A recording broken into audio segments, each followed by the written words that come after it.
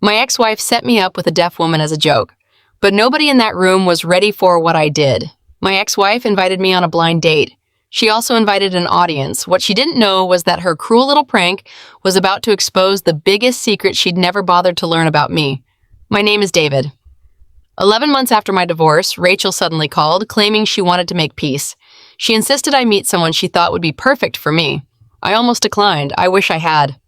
When I walked into the restaurant, I immediately noticed familiar faces scattered around the room. Old friends, Rachel's coworkers, even her sister.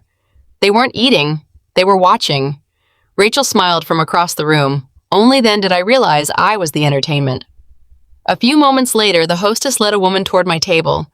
She was beautiful, confident, and carried herself with quiet dignity. Then I noticed the small hearing devices behind her ears. Rachel stood just loud enough for nearby tables to hear. Her name is Claire. She's deaf. So don't worry if conversation gets awkward. Several people chuckled. Claire looked confused. She hadn't heard Rachel. She only saw strangers staring. For 1 second, the entire restaurant waited for me to embarrass myself. Instead, I stood, smiled, and raised my hands.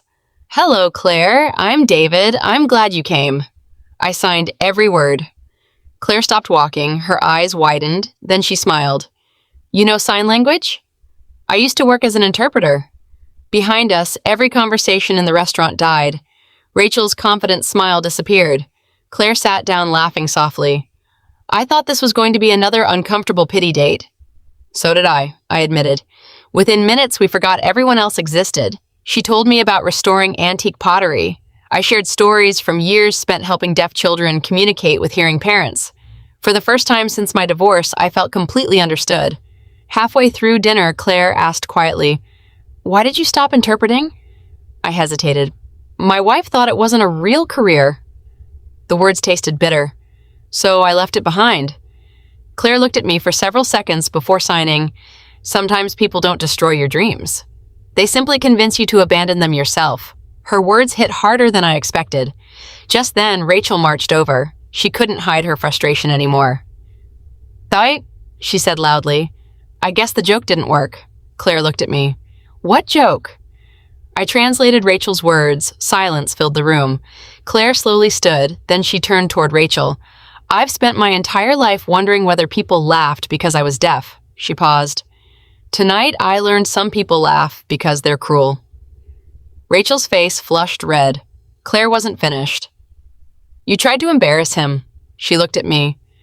But all I saw was a man who respected me enough to speak my language. The room remained silent. One by one, people at Rachel's table lowered their eyes. Even her own sister quietly walked away. Rachel whispered, I was only trying to be funny. I finally spoke. No. You wanted everyone to believe I couldn't connect with people. I looked toward Claire.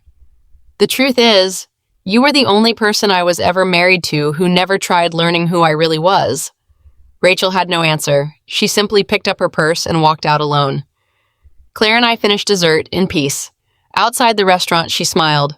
Funny. What? I almost canceled tonight. So did I. 3 months later, I returned to the same restaurant, not with regret, with Claire. Rachel had planned an unforgettable humiliation. Instead, she accidentally introduced me to someone who appreciated the parts of me she had spent years ignoring. Sometimes, the people trying hardest to embarrass you become the reason your life finally changes for the better.